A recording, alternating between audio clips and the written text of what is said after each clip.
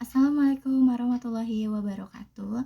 Perkenalkan, saya Abelia Putri. Saya mahasiswa Universitas Yatsi Madani dari program studi Ilmu Komputer, Fakultas Teknologi dan Bisnis. Jadi, di sini saya akan mempresentasikan tentang 5 tahapan dalam design thinking. Baik, pada slide pertama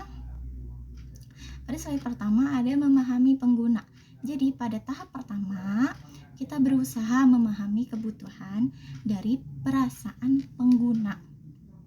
Tujuannya supaya kita benar-benar tahu apa yang mereka alami dan butuhkan dari produk kita nih.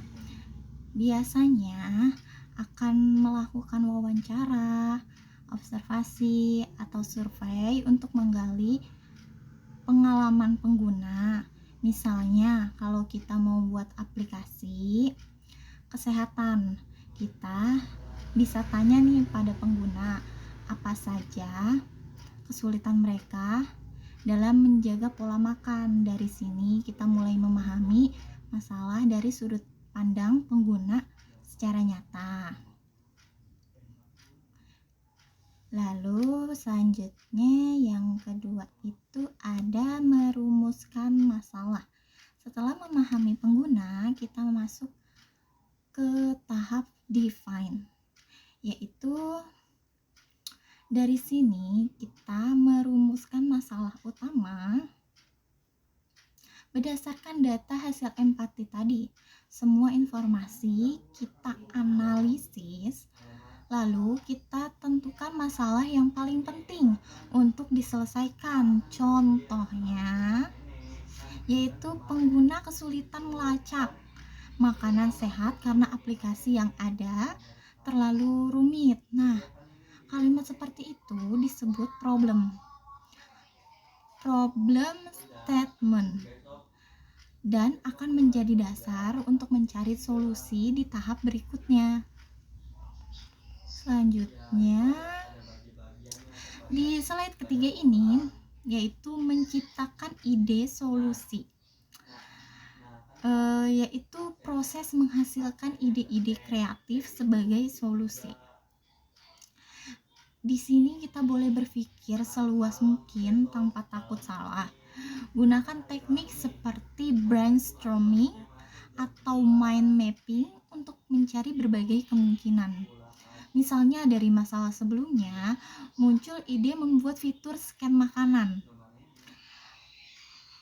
Jadi fitur scan makanan otomatis atau pengingat minum air harian, itu semakin banyak ide yang muncul, akan semakin besar juga peluang untuk menemukan solusi yang benar-benar efektif nantinya.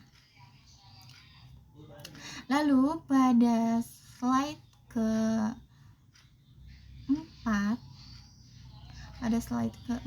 yaitu prototype, yaitu membuat model awal.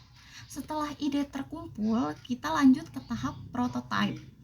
Tahap ini bertujuan membuat versi sederhana dari solusi agar bisa diuji coba. Prototype tidak harus sempurna. Bisa berupa sketsa, wireframe, atau mock-up digital. Misalnya kita bisa membuat tampilan awal aplikasi di Figma yang memperlihatkan fitur utama tadi.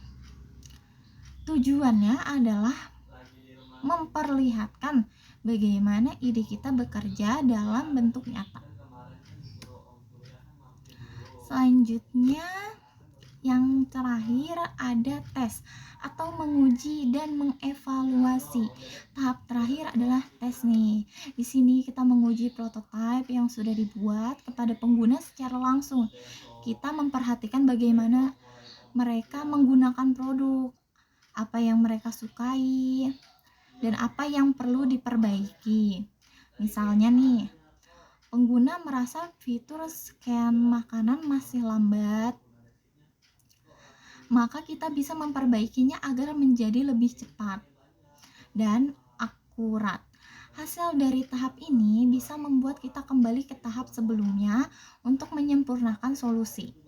Intinya, design thinking adalah proses berulang sampai solusi benar-benar sesuai dengan kebutuhan pengguna.